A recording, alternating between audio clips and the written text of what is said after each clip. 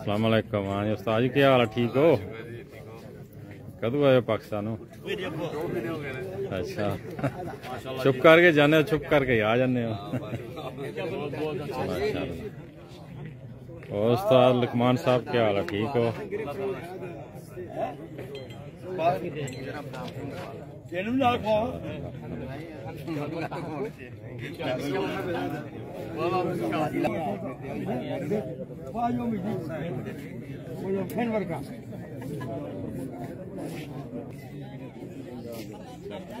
ये तमाम के तमाम मेहमान बैठे हैं साथी कराम मक्का से हैं, जुलूम में पजीर हैं।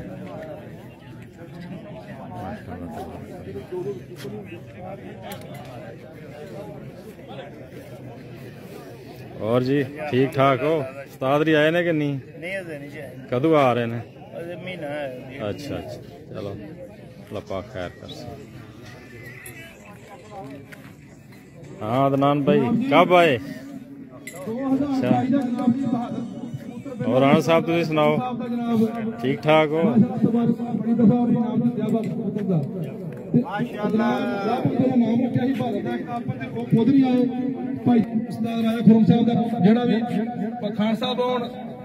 राणा साहब